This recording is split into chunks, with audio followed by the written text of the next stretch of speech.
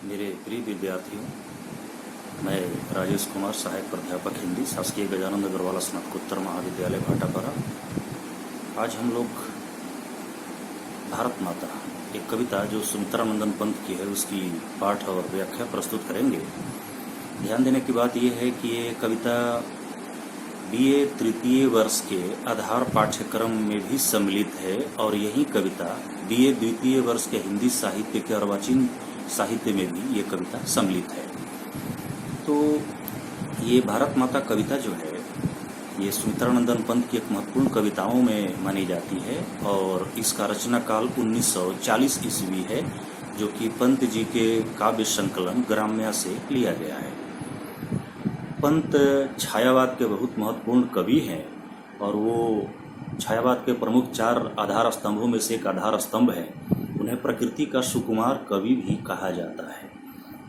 लेकिन हम देखते हैं कि पंत आगे चलकर कुछ ऐसी ही कविताओं के माध्यम से अपना रास्ता अलग तैयार करते हैं। ये कला के विचलन का कोई क्षण नहीं है, बल्कि कला का ये अलग पैमाना और अलग प्रतिमान गढ़ने की कोशिश है। तो इस कविता में हम देखेंगे कि उस समय के तत्कालीन और यथार्थवादी भारत की सच्ची तस्वीर उभर कर आती है। अब हम कविता के आधार पर इस बात को समझ लें कि 1940 में भारत अंग्रेजी सल्तनत के अधीन गुलाम था और वहाँ पर अभिव्यक्ति और इन सब स्वतंत्रताओं की बात करनी बेमानी थी। देश पूरी तरह से अशिक्षा, अंधविश्वास और जहालत और गरीबी के त्रास में डूबा हुआ था। कवि ऐसे समय में भारत की एक सच्ची ग्रामीण तस्वीर प्रस्तुत करने की कोशिश करता है। तो हम सबसे पहले कविता का पहला पाठ शुरू करते हैं और उसके बाद इसकी आगे विवेचना प्रस्तुत करेंगे। भारत माता ग्रामवासिनी, खेतों में फैला है श्यामल, धूल भरा मैला सा आंचल, गंगा जमुना में आंसू जल, मिट्टी की प्रतिमा उदासीनी। ये कविता का पहला अंश है। भारत माता ग्रामवासिनी। भारत गांवों का देश कहा जाता है और भारत की आत्मा गांवों में बसती है।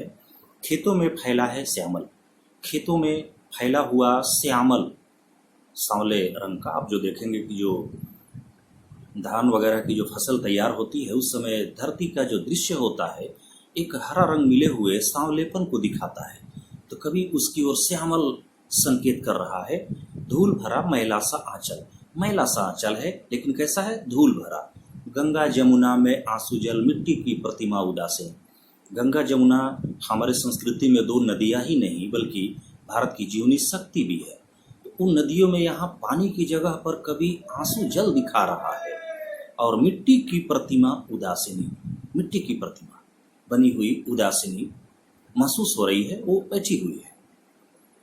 दैन्य जड़ित अपलक नत चितवन, अधरों में चिर नीरव रोदन, युग युग के तम से विषण मन, वह अपने घर में प्रवासिनी। दैन्य जड़ित, दीनता, दिनहीन हो गई है और बिल्कुल बिना पलक झुकाए हुए, बिना पलक झपकाए हुए, नत चितवन किए हुए, अधरों में, होठों में उसके चिर नीरव रोदन, उसके होठों में चिर नीरव रोदन का स्वर है। युग युग के तम से विषम, युगों युगों के अंधेरा से जो दुखी हुआ मन है, वह अपने घर में प्रवासिनी, वह अपने घर में ही प्रवासिनी जैसी उसकी स्थिति बन गई है। 30 कोटि संतान नग्न तन, अर्धक्षुदित शोषित निरस्त्र जन, मूढ़ असभ्य अशिक्षित निर्धन, नतमस्तक तरुतल निवासिनी। 30 कोटि संतान नग्न तन भारत की जनसंख्या के उस समय का संकेत है।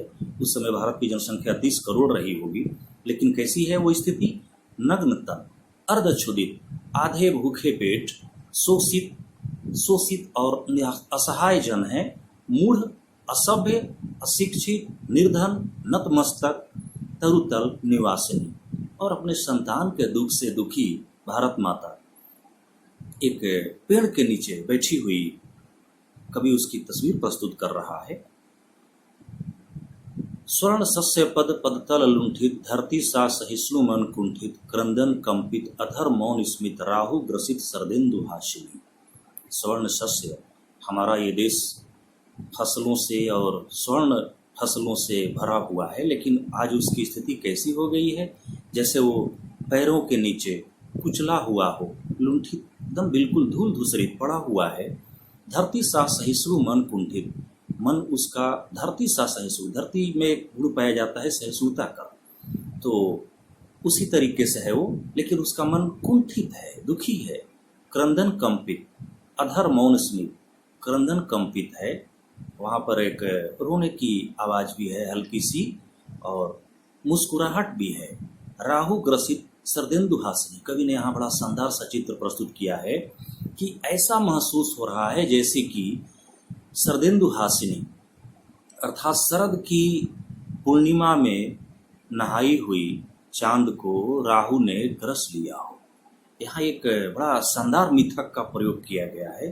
राहु एक जो हमारा मिथक में आता है, एक ग्रह है जो कि हमेशा वो धरती और ये चांद को ग्रसने का काम करता है। चिंतित भ्रुकुटी क्षितिज तिमिरांकित, नमित नयन नभ वाष्पाच्छादित, आनंद श्री छाया शशि उपमित, ज्ञान मूढ़ गीता प्रकाशिनी।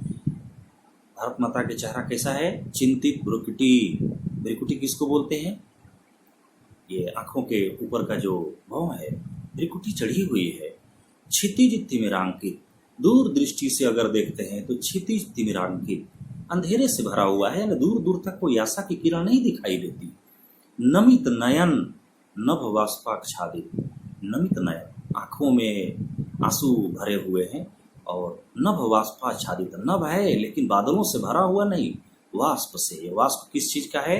आहू का धुआं है, कह सकते हैं। उस समय भारत की जो स्थिति थी, जो दीनहीन जनों की स्थिति थी, कभी उसको दिखाना चाहता है। आनंद श्री छाया शशि उपमित, ज्ञान मूढ़ गीता प्रकाशिनी, जिसके चेहरे पर चंद्रमा का प्रकाश तेज फैलाता था, जिसके चेहरे की सुंदरता की तुलना चंद्रमा से की जाती थी, उससे उपमा दी जाती थी। आज वही ज्ञान मूढ़, ज्ञान से मूर्ख, बिल्कुल मूढ़ हो गई है गीता प्रकाशिनी।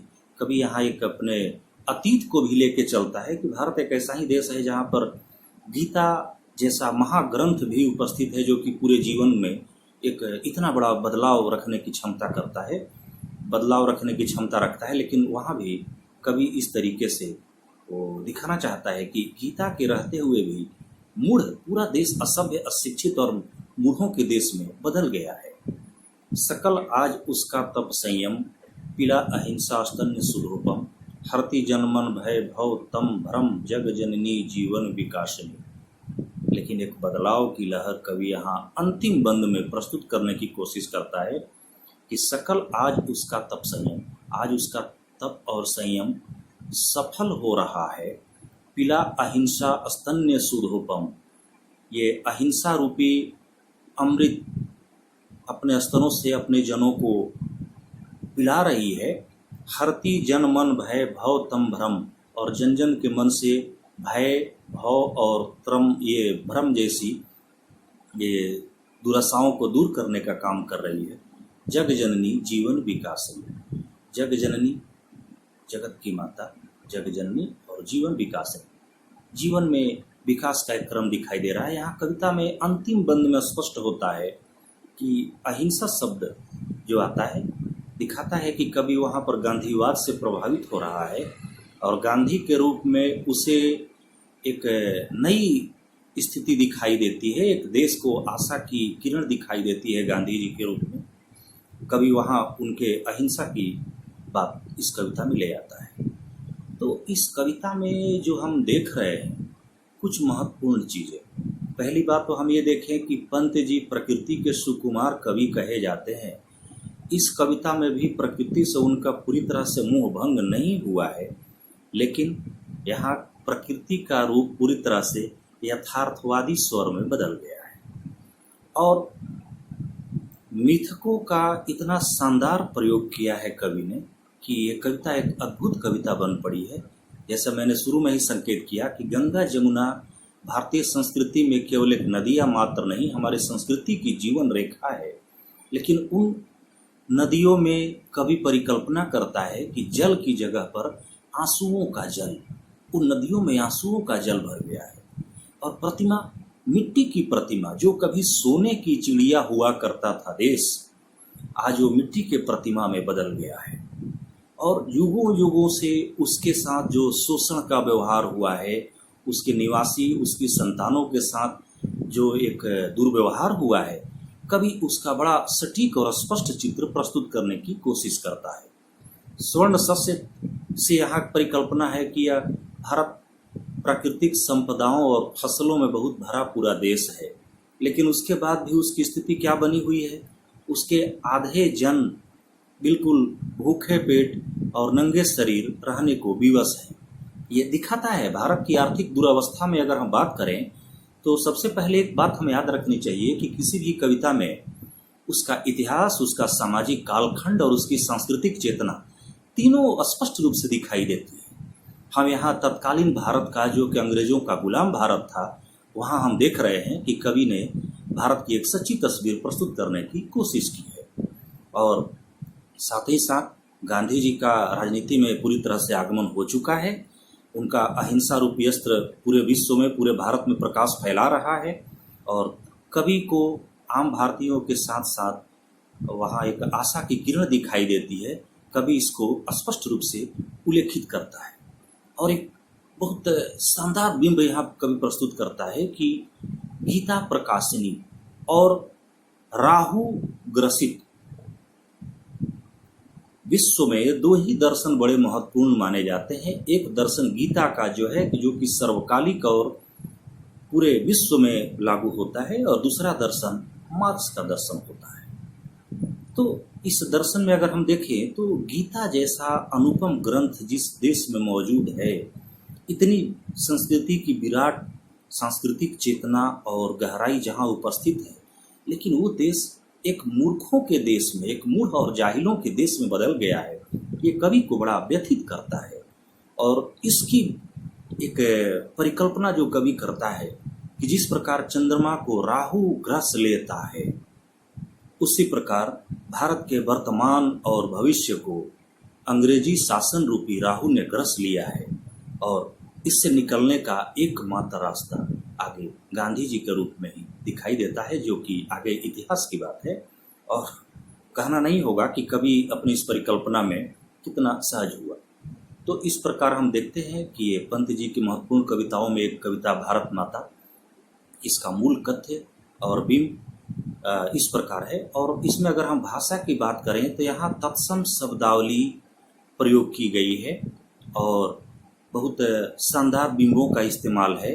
इसमें कहीं कहीं आपको अलंकार भी दिखाई देंगे, लेकिन पूरी कविता एक सहज और सरल चित्र को प्रस्तुत करती है, जो कि मूल स्वर यथार्थवाद का स्वर है।